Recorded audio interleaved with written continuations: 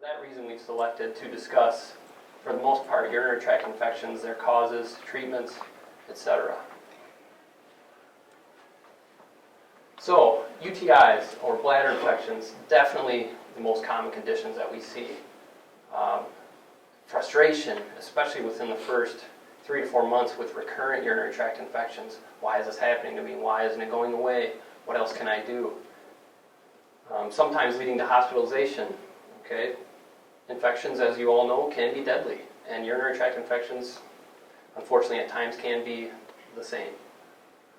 Our hope today, as I mentioned, is to provide you some insight as to the many causes, treatments, and difficulties that can occur in regards to your urinary health, and some good urinary health modalities to help keep yourself healthy in regards to urinary health, specifically UTIs.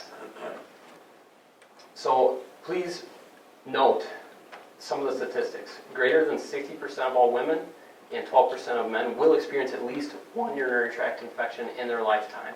What does this lead to? Pain and suffering, medical costs, hospital bills, very hot topic of debate even now in this current presidential debate. Lost time from work, can't pay my bills, can't get my kids to school because I'm in and out of the clinic trying to get this taken care of. So it affects anybody of any age. As I mentioned before, can spread to the kidneys, can become a whole body infection, can require hospitalization. Recently taking care of a gentleman in the hospital who's got testicular infection, and we tried to give him antibiotics at home. It's just wasn't successful, and this is a younger man. UTIs, this is a striking number. 8 million office visits, 1.2 million ER visits annually. I think that it's Dr. Song and I's goal to try to keep folks from having to go to the ER, to increase our access for our patients and our community. And also, obviously, to help find a cure for you, to treat these ailments.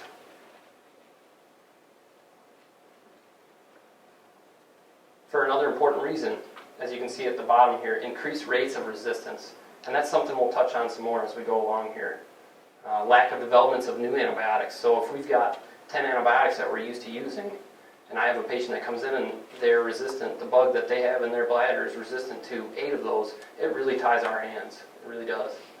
Please stop at any time if you have any questions. Okay.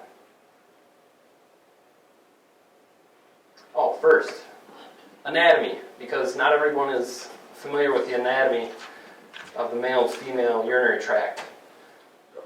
As you can see, and in lieu of using the pointer, forgive me if I'm in the way, every one of us, well, unless you have any anatomic variation, has 2 kidneys and a pair of ureters that carry urine after being created in the kidneys down to the bladder. Okay? From here up, men and women are typically the same. All right? Unless, as I mentioned before, anatomic variations. The female, as you can see, and no giggles from the back of the class here, the rectum, vagina, and the bladder. Make note of a very short urethra in comparison to gentlemen. Okay? Males, as above, kidneys, ureters, bladder, prostate, which you must urinate through, unless you've had it removed for some odd reason. You must urinate through, and longer urinary tract. Most of the reason why men don't get as many UTIs as females. Okay? Just remember this so we can link back, because I might not be able to get back to it.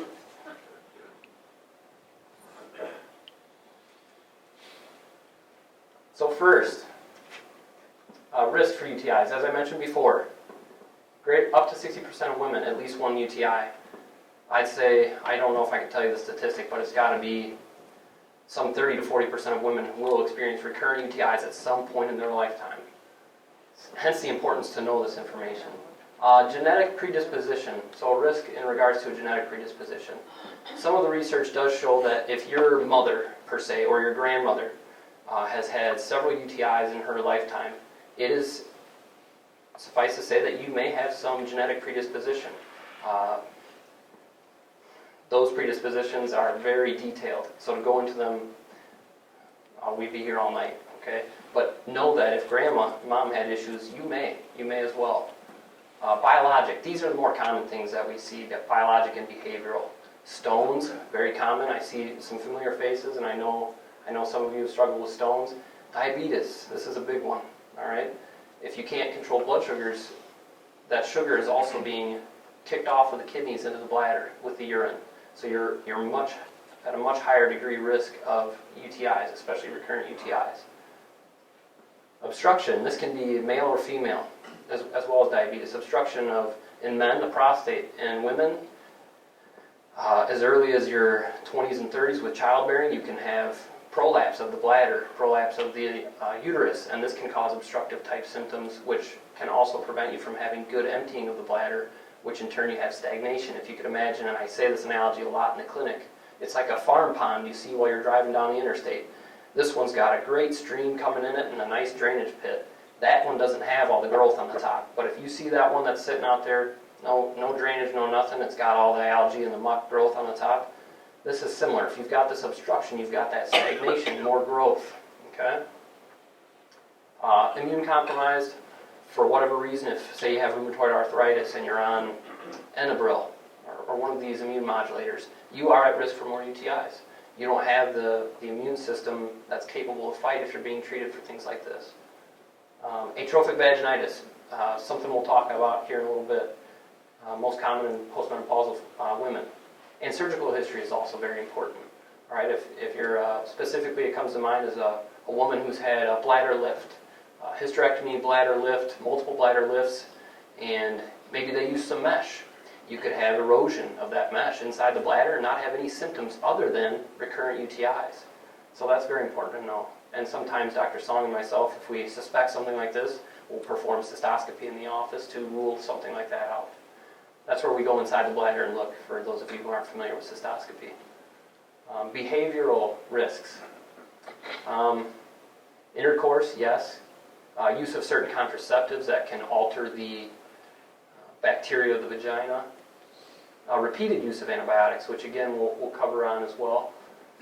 When you use antibiotics repeatedly, you adjust the normal bacteria in women especially, of the vagina. And so then when the vagina is compromised, it's much easier for, say, gastrointestinal flora such as E. coli to take over, and then for your good bugs not to be able to return. I think the most important thing with the behavioral, and Dr. Song and I try to stress this with all of our patients, is good bowel regimen. Diarrhea in females specifically can really lead to a lot more recurrent UTIs. Constipation in both male and females affects your ability to empty your bladder. It causes a spasm of the colon, which also in turn, the same nerves that innervate your colon will innervate the bladder and cause spasm of the bladder as well. It can give you symptoms of overactive bladder, and it will also not allow you to empty your bladder as well. So having a good diet, good fibers, whatever you need to make sure you have good bowel movements, if not daily, every other day, every third day. And also to avoid diarrhea, of course, which don't take too many antibiotics because that'll take you there. Diagnosis. Urinalysis with urine culture is the gold standard for diagnosing urinary tract infections. Midstream catch, so we try our best. At times, midstream can become contaminated, so there is times where we will use catheters if we have to. As I mentioned before, E. coli is most common for urinary tract infections. Excuse me. Symptoms positive. This could take us in a very off direction, but I wanted that to be something we discuss. Symptoms have to be positive. Because of the overuse of antibiotics and the resistance patterns with antibiotics, we want to make sure that we're treating this problem for you, but we want to make sure it is truly a problem and it's not some other cause. Too many times in the clinic, Dr. Song and myself, get folks who've been told they have infection and they have this fear in their head that they have this infection, rightfully so. But if you're otherwise healthy and you're not having the symptoms that are common for UTI, such as burning, blood in the urine, frequency and urgency, those things that keep you from going out and having coffee with your guys or for you gals, same thing, then yes, we definitely want to treat you, but we don't want to overtreat for sake of maybe you need it when you're on your deathbed. Maybe that antibiotic will work this time because it's not resistant, or my children 30 years from now because they're not making more antibiotics, so we're very judicious in our use. So symptoms positive, I wanted to stress that. Complicated UTIs, so Greater than 3 per year in a woman, and any UTI in a male, we consider complicated. You should be seeing a urologist. And if at any point in time you're concerned that there's maybe something that's being overseen by the physician or provider that you're being cared for, your primary, and you're worried that you're having some recurrence of symptoms, please feel free to make a call anytime, and I'm sure they'd be glad to let you see one of the urologists in your area. Any questions? Any questions? Yes? What about diet? Are you going to get into that? Yes, some, but yes, in regards to diet, we can cover that some now. Water, and I meant to stress that earlier, water is so important. Actually, this morning I was reading a book from a friend, and it's probably published in the 1950s, and it's actually titled Villager's Healthcare Manual. So this is for folks in the third world.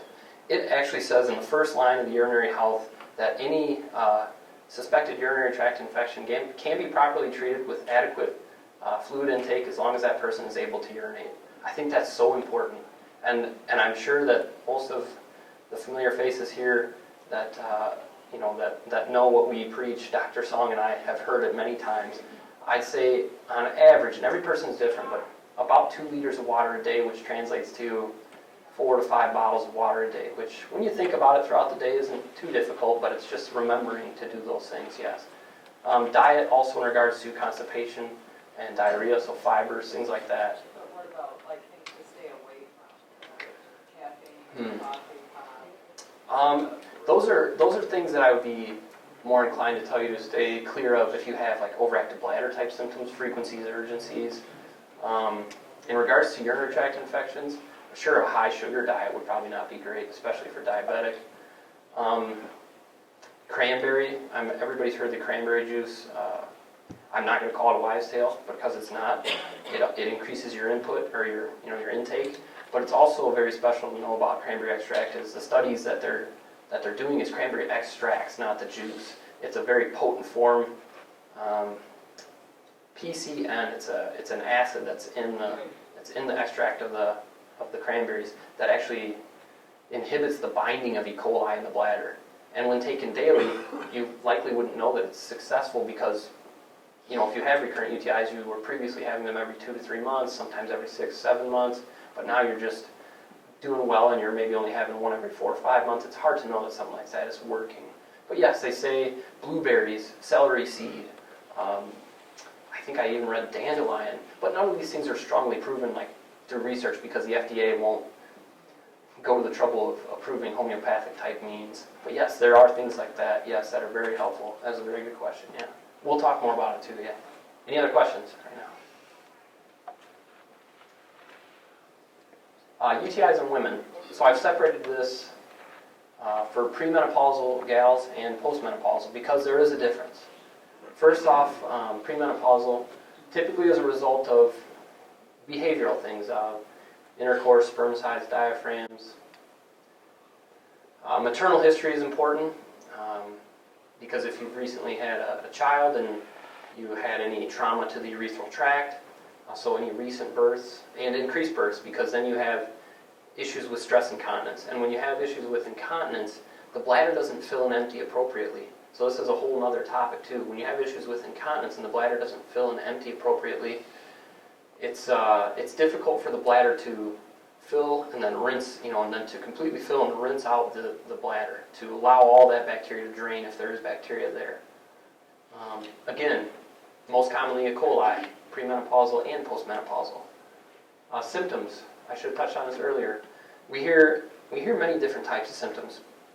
Burning, lower back pain, sometimes suprapubic discomfort, frequency, urgency, and as far as fevers or even flank pains if you've got kidney involvement with some of the toxins from the bacteria or actually the bacteria involved, and a pyelonephritis is what we call a kidney infection.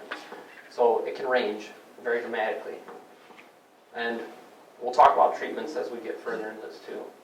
Postmenopausal women.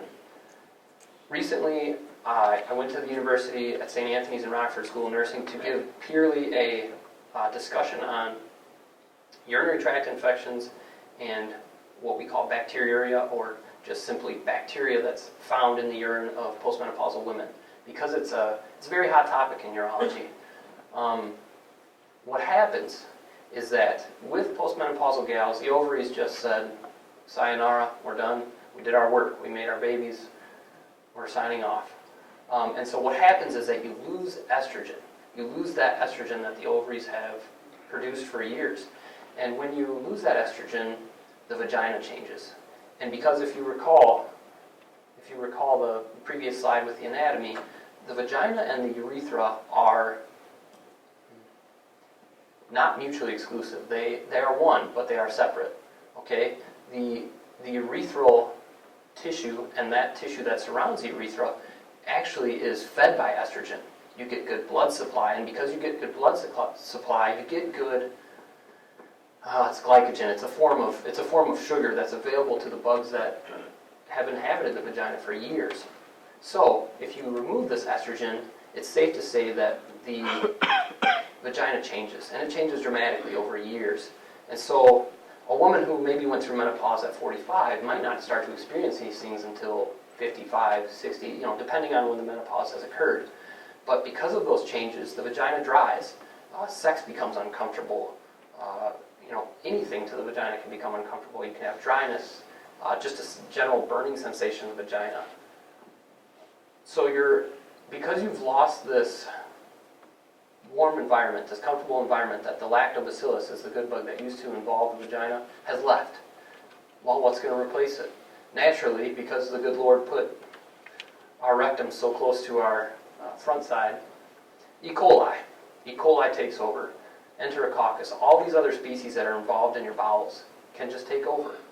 And so this can become a dramatic problem for gals, and this is the majority of what we see, and why it's such a hot topic.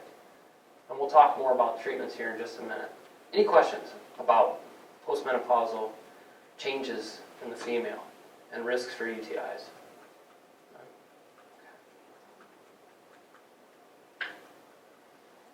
Before we get into treatments, last discussion here for UTIs is in men. Not a common thing. Anytime a man has a UTI, he should see a urologist, because there's got to be some reason why, hopefully a correctable reason, why this man has experienced a UTI. I have to say most commonly in the clinic, men who are anywhere from 50s to 80s, 90s, even 100 years old, I've seen Dr. Song do circumcisions. Because over time, the penis also atrophies, just like the vagina can atrophy, and the foreskin also atrophies. And so what you create is this environment for bugs to live underneath the foreskin. And so then those bugs easily can find their way right up the urethra and cause infections. The other more common cause is, again, the inability to empty the bladder, obstruction from the prostate. So both of these causes, unless you're seeing a urologist, might not be remedied. Symptoms, very similar to the gals: burning, pain, blood in the urine, things of that nature. Most of these guys come in and after a thorough investigation, they describe this. Most often either it's a circumcision that's not been done, and so they have phimosis, which is the foreskin is unable to be retracted, or they describe to me that, or Dr. Song, that they can't empty their bladder like they used to. The stream isn't good. It takes a long time to get started. During the stream, they're starting and stopping. Things of this nature that signal to us that there's likely a blockage, a stone in the road, prostate obstruction. Medicines and interventions we use. Flomax is a great one to help relax the prostate so you get better flow of urine. And so if you have better flow, you don't have that stagnation of the urine. And again, men and women alike can have other things such as stones, previous surgical interventions that cause issues with emptying the bladder, and things of the like. Diabetes, again. Another important thing is if you've had recent catheterization because you say you had your appendix out or your gallbladder. If you've had a catheterization and 2 weeks later you're wondering why it's killing you to take a leak, that might be because you have an infection. And that's a very common thing we also get. Treatments, similar with women. Antibiotics, first off. As I mentioned, BPH treatments, enlarged prostate treatments. Even surgery sometimes. What you might hear is, I've heard Roto-Rooter, I've heard auger the prostate. We call it transurethral resection of the prostate. Yeah, TURP, and we use a laser. Dr. Song uses the green light laser. A very successful procedure. She probably does, oh boy, 400 or 500 a year, I guess. Let's get into the treatments, prevention and treatments, and to kind of go back to the diet. Prevention, the common saying, ounce of prevention, pound of cure, right? Adequate H2O, and that, our nurses can't answer the phone calls enough and tell folks anytime you need more water, push it, because then if you increase that water, you increase that flushing of the bladder. Things like D-mannose and cranberry extract are receiving some accolades, especially cranberry extract. What the researchers are finding is that high-dose cranberry extracts and a certain level of this PAC is what I call it because I can't pronounce the word. I don't have a lot of trouble with pronunciation, but this one I do. PAC. There's some very expensive cranberry extracts, very expensive, and they have a high level of PAC, and somebody out there is figuring out a way to do this and sell it much more expensive than I would tell you to buy it. I do know that CVS, and I have no affiliation with them, but they do have the best potency of PAC in their cranberry extracts. And you can take 1 to 2 a day, or even more, depending on, if you're really having frequent UTIs, you can even take more. D-mannose is similar to cranberry extract. It helps to block the ability of specifically E. coli, to adhere to the bladder wall. And the UTI is not, what happens is that the bugs, especially in postmenopausal women, are typically there. But what happens is that you get this overpopulation, okay? And so when you get the overpopulation, that's when the symptoms happen. You might always have bugs in your bladder, years and years. Maybe once here and there you'll get this overpopulation. Maybe you didn't drink enough water, or you took a long car ride and you knew you were going to have to pee, and your husband was going to yell at you, so you just didn't drink the water. And so when you got to your destination 2 days later, you're calling your doctor, please send me some antibiotics to Sarasota. It happens. I'm the receiving end. So where was I at? Oh, so anyways, back to the point. These type of homeopathic treatments help us in getting you 1 month more, maybe 2 months more before another UTI strikes. And it doesn't always work, and it leads to more frustration. But we have to keep trying these things because there's just not another good treatment other than antibiotics. Hygiene. Everyone knows front to back. It's just those things that are important about hygiene that I try to stress to, again, the gals in particular, is don't use a lot of heavy soaps and fragrances and things to the vagina that are going to harm the good bacteria and dry you up. Yes, nobody wants to have a certain smell. I get that. I understand. But when you change those things, you open yourself up to susceptibility to the bad bugs. Bowels and diet we've covered. Constipation and diarrhea, they're going to plague you. If you have those issues and you're having UTIs, get to your GI specialist or get to your primary care and try to figure out a good remedy. Get a good diet. Vitamin C, just like the other kind of homeopathic drugs, vitamin C, what it does is acidifies the urine. So if you're taking 200 to a couple thousand milligrams a day, you're acidifying the urine, and the bacteria do not like that. It's like if you took too hot of a bath. You don't want to be in the bath. It's too hot. You got to get out. Or in this case, the bacteria actually can't survive in the acidity. I did mention things like blueberry extract. I can't remember the technical term for that one. Celery seed extract. These are all things you can find at your local druggist. Those things can help augment cranberry extract and keep you from another UTI, maybe another month or two. Treatments. Everybody knows about antibiotics. What folks don't typically know about is how rapidly the resistance patterns are sneaking up on us as a society. 20 years ago, you could get penicillin for just about any bacterial infection. That is not the case today. Very, very few, even a child with an ear infection, very few anymore will be covered with simply a penicillin, ampicillin, oxacillin, any of the penicillin families. We're turning to drugs like cephalosporins and new antibiotics over the last 10 years that the pharmacies have had to create, the drug companies. So it's very important, as I stressed earlier, is that unless you're having and I don't want to say dramatic symptoms, but if it's enough to where you're sick of it, you can't tolerate it, you can't go out and have a good day, you can't even go out to the garden, let us know. We'll do our best to treat that. If it means we have to put an IV in you and put you in the hospital or get a PICC line and then you have to come in once a day for therapy, then we'll do it. The squeaky wheel gets the grease, I'll say that.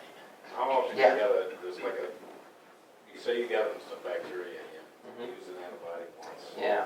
and then twice, and it's starting to weaken. I mean, how many times will that attack before you run out all 10, and then you're down to sepsis and Oh, sure. Well, resistance doesn't happen that quick in that regard. But yes, the most frustrating time is like the first, well, you'll have, say, it sounds like you're depicting a gal to me. Someone who's, some gal who's had one or two, and it's just like, it's back again. No, what I'm depicting is Oh, my sure. father. Oh, sure. That's why I'm here. Sure, yeah. He's 83, he had open heart surgery. Okay. He's been on a catheter ever since. Yes. Because So he has a everything went to catheter. sleep, and come to find out the prostate is swollen. Sure, so he's not emptying well now, he's got a catheter Right, full time? Yeah, full time. Yes. So he Catheter, keeps getting the infections, he's ended up in the hospital a couple times, and Yes. I'm here to find out if there's anything. this is a tough one. This is a very tough, yes. So he's 83. 83. His immune system's probably a little compromised given the fact that he's had this big surgery and then some system failure. Catheters are a whole different I know. ball game, yes. Anytime you have this foreign object in the body, the catheter allows this constant communication, this open road for bacteria of any It sort. never gets a good drain, 'cause it's just running, it's Yes. not a stream. You never fill it empty. Went to a Yes. specialist about, that's why I need the turf. Even infectious disease specialists, yeah. Do you think that might help me to go to one of them? No, because he's going to keep having this issue. For what's most important for him is good, the nursing care, good cleanliness. Is he at the nursing home No, facility? he's at home. He's at home. So making sure that, He's sound otherwise, I mean, he's in good shape. yeah, so this is a really difficult I topic. see, we went to a urologist and Rock with a specialist, and we don't think they have a good chance for the turf. Sure, because even if you do the turp, you might not urinate well even after that. That's what he yeah. said, and sometimes the scar tissue comes back, and maybe another, Yeah. and how much does he want to do? It's his decision at the end of the day. In regards to the TERP, we have folks who've had success after a procedure and getting away from the catheter, but it's a long, hard road. In regards to the infections, he has, and what many folks can have is a chronic bacteriuria in the urine.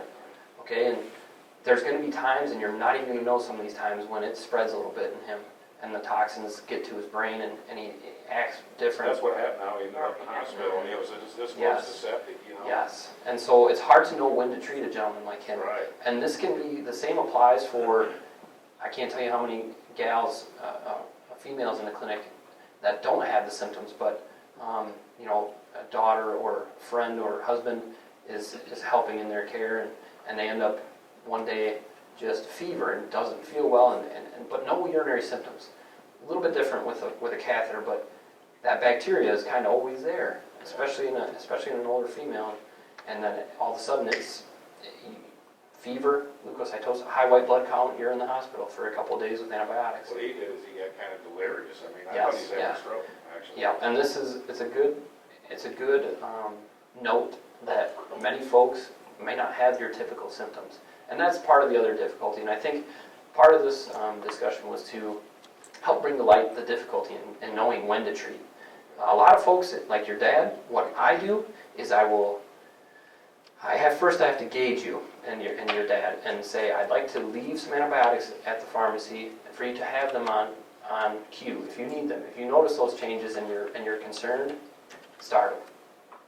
Keep him from the hospital. That's our goal at the end of the day. Sure, that's my. It's our goal for his health, for our systems financially, across the states and the government. They want to keep people out of the hospital, and we do too. We want to keep you healthy. So, yeah, that's a good question. But with the catheters, he's just always susceptible. There's just no taking that away. Yeah, it's a very good question. But he can also do these things. Plenty of water, cranberry extracts. I have to drink 6 to 7 bottles a Yes, day, yeah. keep it flushed the best Good. I can. Good. I'm really big on that, and he sticks to it. Good. And he won't even drink pop anymore, he quit all that, Yeah. because he was afraid of that. I love the Rockford guys, but no, you got some folks locally who can help you. Is he local? He's Amboy. Oh, sure. Sorry. Yeah, Bob.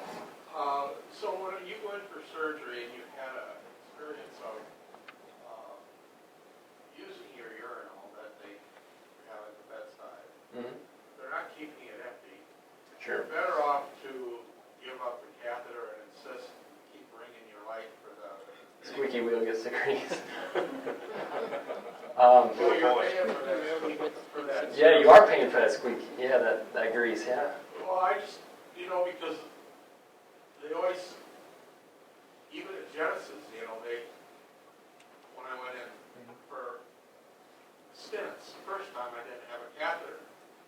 Well, the second time I went in, I said, I'm not going in unless you put a catheter in because Sure. I can't get a nurse to come in here. Mm-hmm. And now when I go to CGH, I tell them right away, and they say, well, why do you want that? And I say, I want it. Well, just know you might get an infection. Well, so after this situation here, I just tell them, you leave 2 urinals at the bedside. Oh, sure. So you got an empty one, so you can Bring use. one of your own. Yeah. Is there a maintenance dose of a medication that you can take to prevent UTI in a Sure. situation like this? Yes, actually, for your dad, the argument is, and you maybe had some of this discussion with the Rockford urologist, with the catheter, well, given his age, he's probably not got much of a resistance pattern unless he's been eating some of the cattle, and some of the farmers don't know, but there's getting resistance in some of the cattle as well, but he might not have any resistance at this point since he's 83 and maybe not even had treatment his whole life other than maybe a ear infection. This is the first time. Yeah, so he's probably got good susceptibility. So yes, you could ask, would it be appropriate for my father to have suppressive therapy is what we call it. So even a daily low dose antibiotic, sure. And we do that. We will do that in specific situations, but it depends on the resistance How patterns. many years would that take a person? To be sustained? Oh yeah, you could take, we Before you build up a resistance, it'd be harmful. it depends. It really depends. These bugs are smart. It's scary. That's what scares me. That's why I Yeah. thought I gotta get on top of this. Yeah, their genetic changes are daunting, and some of these pharmacy companies, yeah. Well, I was going to say, one of the drugs I've seen pretty frequently in some younger kids with cerebral palsy is Bactrim. Yeah, trimethoprim. Something like that. We use trimethoprim, a low dose He trimethoprim. took back from last time. Yeah, Maybe see, do that as a maintenance. the argument with treating somebody who has bacteriuria, especially with a catheter, is that once you've treated it, then what? Unless you remove that foreign object and remove that communication, it's right back, yeah. But you have to treat them in light of that acute situation, fevers, the concern for kidney infections, things of that nature, yeah. The last thing I'll say, I think, in regards to your dad, if he had the TERP, depending on his situation, he may urinate okay to maybe have the catheter out. And if someone is able to use intermittent catheters, you can sometimes retrain the bladder to reobtain some of that ability to empty at least partially. And if you can get them there and not have to have catheters and treat that infection to its finish, then you remove it. And then he might get a UTI again later, but maybe he'll urinate somewhat on his own okay. But he has to be a good surgical candidate, all those things too. It was funny before, because when he mentioned Fomax, he was on that prior to surgery. Sure. I mean, that kept him going good. He went to see the urologist every 6 months and everything checked out with this. Yeah. I don't know the specific situation, but good question, Tom, in regards to the catheter treatment. No problem. So as I mentioned, kind of in this discussion is being a good steward for your antibiotics, for your kids, for your grandkids, for yourself later when you've really got a bad infection and you're stuck in the hospital.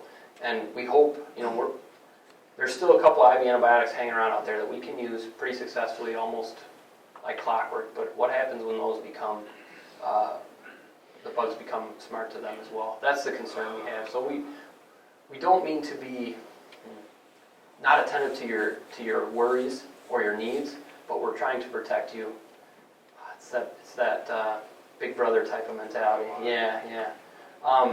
Estrogens is something I really want to talk about with the postmenopausal females. Not oral estrogen. There's not good support for oral estrogen for warding off recurrent urinary tract infections. Vaginal estrogen is receiving more accolades. Not a lot of great research in the line of risks of using vaginal estrogen. The association with by mouth estrogen is, risk for uterine cancer, breast cancer, blood clots, so stroke and heart attack relative to that. The most difficult thing to know is that these estrogens will be absorbed some in the body, but over about 3 to 4 months of a every other day small amount of estrogen introduced to the vagina, just a dab of pea-sized cream on the finger and in and done, and about 2 to 3 times a week for several months. What we hope in the use of vaginal estrogens, and you have to be near the end of your rope. Some of these gals, you really have to be at the end of your rope to consider something like this, because it's a nuisance, and you have that worry about the breast cancer and the uterine cancer, of course, if you still have your uterus. But it can be very helpful, and I've seen a lot of success, but I've also seen some issues with compliance and using it appropriately and the right timing and giving it enough time to know that it might be giving you some satisfactory effect and decreasing your UTIs. The other thing too about vaginal estrogen is if you're a gal who's still sexually active or wants to be sexually active and you have issues with painful intercourse, this can be very helpful. Any questions about estrogens? I think that's a big topic. But methenamine, it's another type of drug that we can use. I can't use it if you have any kidney difficulties, but it acidifies the urine. Formaldehyde. It turns the urine into a little bit of a formaldehyde base, so sure it might have a little bit of a different odor, but the bugs don't like it. It's acidification. It kills off some of those bacteria. So it's another option. We don't use it often, and some of the pharmacies don't carry it, but it is an option. And at the end, the treatment of the cause. In your dad, the prostate, get the catheter out. Some of these gals that are postmenopausal, get the estrogen going. See how 4 or 5 months goes down the road. And you might not see the results right away, and that's the most difficult thing, is to know that around the pike something good might be coming. And if you're doing those things like drinking plenty of water, using the cranberry extracts, and sometimes finance is the problem. Some of these estrogens, and if we get you on an estrogen and they're telling you it's $250 at the pharmacy, please call us because we'll switch it to the other one. Because that's just too much. It will last several months though. 1 tube typically does last several months. Any questions about prevention treatments? Yeah? You say cranberry extract, so cranberry juice? Juice is good, but the extract is a higher potency of this enzyme PAC, and it helps prevent binding of the bugs to the bladder wall. So that's better than the juice? Yeah, juice is great, but you'd have to drink 10 bottles of juice to get one extract pill.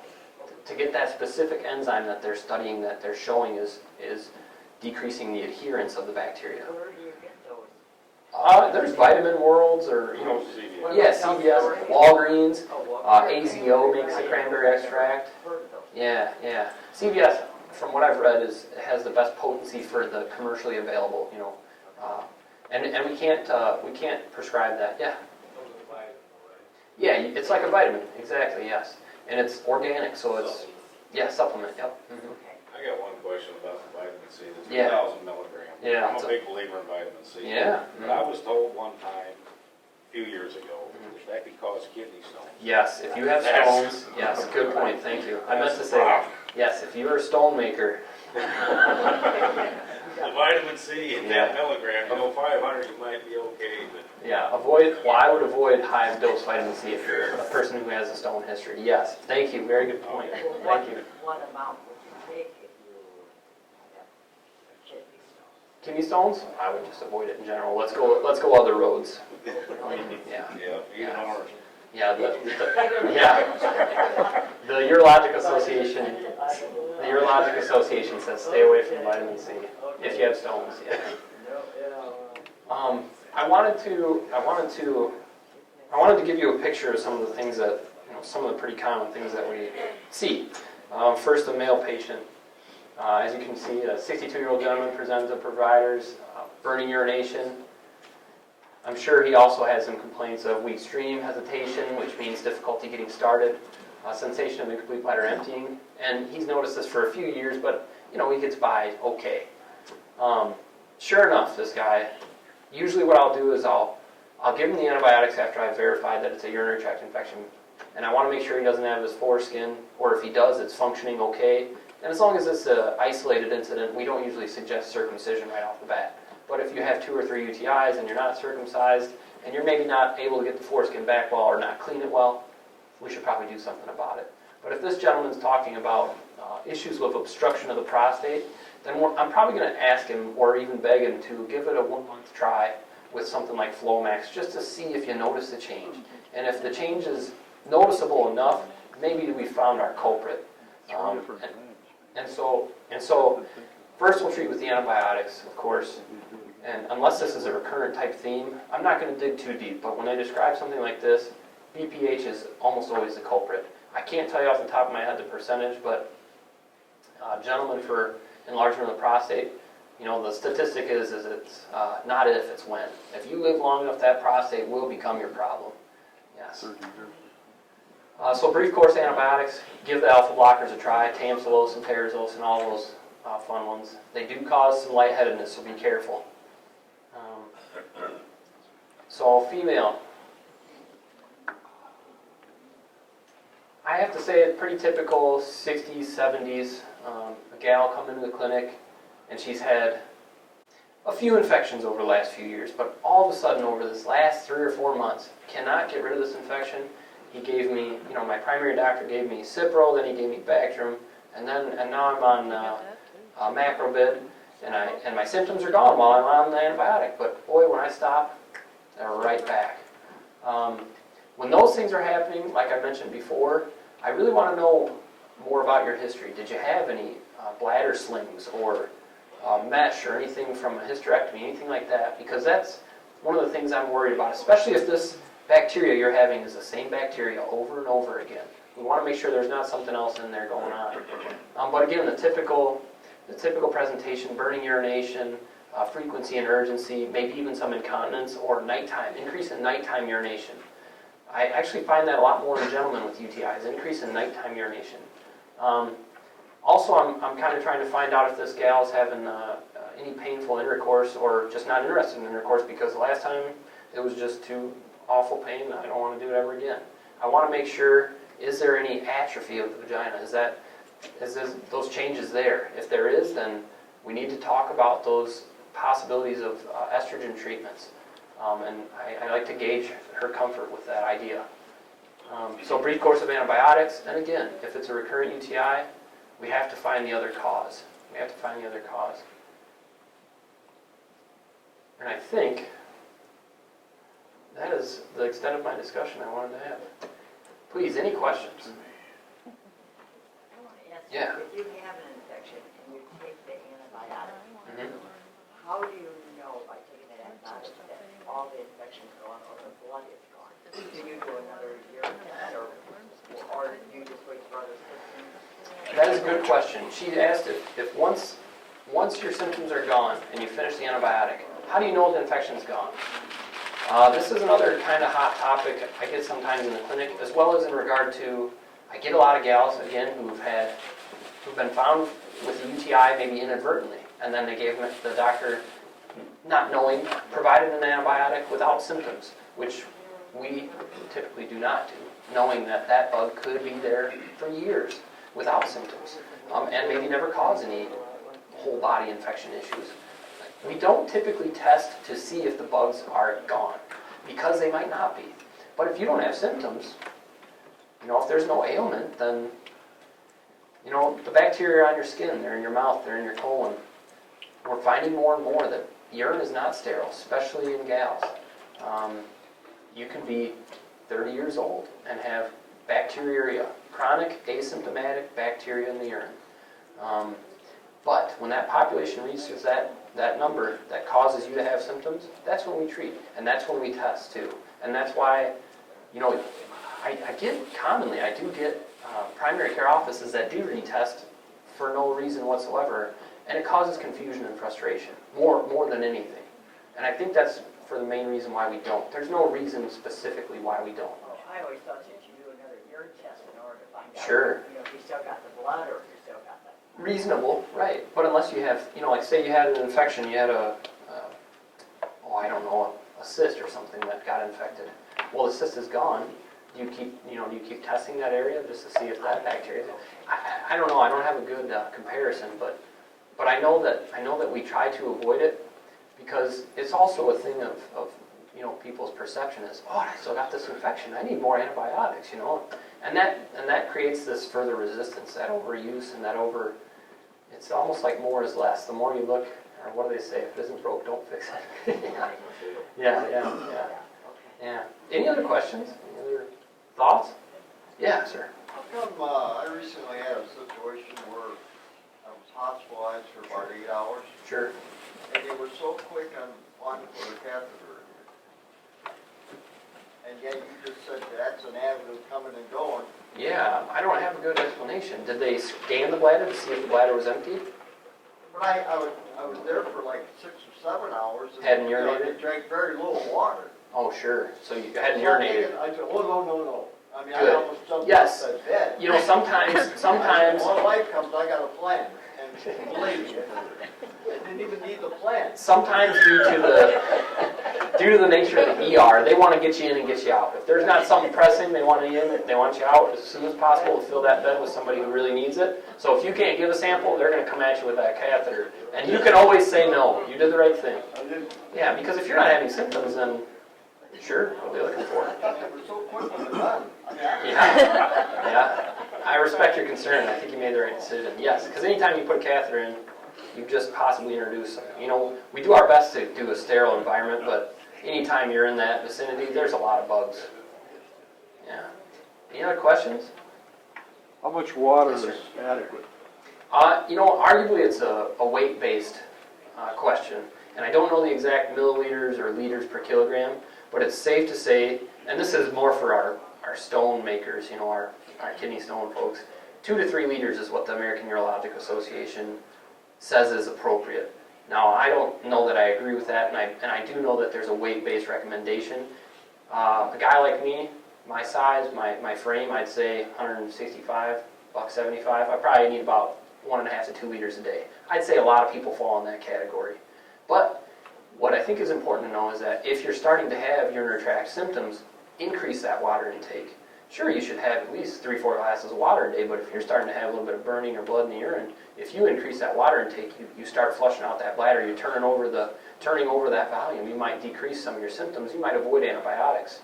Maybe at least just for the time being, or until you can get to a physician's office to have the urine checked. Yeah, good question. Yeah. Yes, ma'am. Why does the urine get so odorous? Cloudy, odorous, Or just bacteria, or a very concentrated urine if you're not drinking enough fluids. Yes, or certain medications if you're on diuretics. Well, not specifically diuretics, but other sorts of medications can also change the odor of the urine. Like I mentioned, the methenamine can cause a little bit more formaldehyde, acidification of the urine. That would have a specific odor. But most of the time, yes, bacteriuria. You will have bacteria in your urine. I'd be willing to bet if you have odorous urine and we tested you, it might not show a specific bacteria that's overpopulated, but it might show several different bacteria. It's very possible. A good rule of thumb too, I was always told, is that if you can look through a glass of water, read, like this. Oh, sure. Clarity. If your clarity in the urine is that clear, then you're drinking enough fluids in that. Yes, that's a good measurement, yeah. But Don't why- go. I'm sorry, why is it when you get up in the morning, it's always darker than it is? Is that because you're drinking all this water and flushing all that out and it changes color? Yeah, well, while you're asleep, you're not having much fluid intake, and you're actually losing body weight in regards to body fluids just by breathing. The vapors that you breathe, say when you go outside and it's cold and you can see your breath, that's water vapor. That's how much vapor you lose just passively. That's how much water in the body you lose just by breathing. So for 8 hours, 6 to 8 hours, you're not drinking anything, and you don't want to drink much before you go to bed because you know you're going to wake up and pee. Yeah. So yes, that's why even myself, when I wake up in the morning, the urine's a little bit darker. It's more concentrated. Yeah. Mm-hmm. It's just better just keep drinking and drinking. No, I wouldn't say push too hard during the nighttime. No, I tell most folks not to do that. Yeah. But sorry, she asked, why is the urine darker in the morning? You haven't drank all night, arguably. Yeah. Yes. Yeah, if you have these pathogens, you're actually growing a substantial reservoir in your bladder. Say it. If you have a substantial bladder full of pathogens, what do they utilize for food source? Food source? In your urine, there's salts, sugars, protein breakdown, nitrates, all those things are, he asked what's in the bladder to help these bacteria live. All of the things that you eat and drink are broken down into smaller amino acids from proteins, sugars, salts, magnesium, phosphate, all of those things, that's what they're living on. Yeah, good question. Yeah, yes sir. Well, Kevin, until I met you and Dr. Song, I never heard about oxalate diets and, Oh, oxalates, yes. oxalates, so Yeah. I just, there's quite a little story behind all that. Sure. Learning not how to make stones. Yes. He's mentioning the stone prevention diet. In addition to plenty of water every day, some folks who make stones also are living with stones and might not know that they have recurrent UTIs due to a stone burden. If you're someone who shows up to our clinic and having recurrent UTIs, we might do some imaging just to verify whether or not you have stones in the bladder or in the kidneys. Yeah. But diet is so important, yes, in regards especially to stone prevention. And if you have stones, please stop by. We'll talk more about it because that's a 20 to 30 minute conversation as well.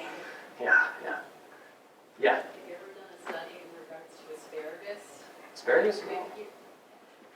I can look in the research. I'm just curious if you. I'm not sure if asparagus could help with urinary health. I know it makes the pee smell. Oh, sure does. I believe something out. Yes, ma'am. What about the use of probiotics and stuff? Oh, yes, forgive me. Probiotics. I meant to mention that. I think it was up there. Lactobacillus is found throughout the body. Lactobacillus is also very common in the vagina. So you can imagine with overuse of antibiotics, as we mentioned before, you can harm those lactobacillus. Lactobacillus, not many people know, can also be an opportunistic pathogen, meaning it can also cause urinary tract infection. Not common, but can. So you can actually overuse lactobacillus too. But when you use antibiotics, and especially gals, you can end up with yeast infections, other vaginitis, things that, like E. coli can take over the vagina. So the use of lactobacillus, especially after or during the use of antibiotics, is very important. And Dr. Song and I don't do it a lot, but we should do more of it, is vaginal lactobacillus. And we can actually prescribe that. So I've read some about it, and I've read conflicting data, but you really have to have a strong, healthy vagina to be able to allow those lactobacilli to live within the vagina too. But yes, very good question. Yeah, very good for the colon as well. But it is good for the urinary tract. Can be. For the colon. For the vagina, which is involved in the urinary tract, yes. The the lactobacilli is what protects the urinary tract from those competing bugs. Mm-hmm. So you suggest, I was taking it a while, and then I'm not sure how it translates. If you take a lactobacillus by mouth, can it reach the vagina? I don't think so. So that's why I think more intravaginal use of lactobacillus is something that we need to incorporate in our practice. But I have to learn more about it to know that I'm using it. I don't want to have somebody sticking something up there that's not appropriate. I don't want to waste your time, your money, or cause you to have discomfort. Yeah. Good question. Any others? Well, thank you. Oh, yeah, please. Doctors, and you were talking about water. Yes. Is clear water better than other liquids? Oh, you're saying like if you put, like a juice or I think... Soda pop, or you're saying liquids? And water, I have to say, is, when people ask me this question in clinic, I do get it often, very good question. Water's the best. Things like coffees, teas, pops, additives to your water, little Crystal Light packets, could irritate your bladder. But juices, I gotta say, I'm a proponent, but sugars. If you're having UTIs, you get a lot of sugars in a lot of your juices, your fruit juices. I'm an avid believer in lemon squeeze. Not a lot of sugars, but it does give the water some good flavor. Get yourself a good juicer, because squeezing lemons all day will be sore. But yes, you can incorporate juices. Please. We all want something palatable, not just water all day. Yeah, good question. The caffeines can irritate the heck out of your bladder, so try to avoid them if you notice that you're having overactive type bladder symptoms. Yeah. What about chocolate? Chocolate? Have a good time with chocolate. I don't think it'll bother you. Good antioxidants. But you gotta get good chocolate from Europe. Well, thank you very much. And I'm sorry again, Dr. Song couldn't be here. She really wanted to. So thank you for your time. Thank you.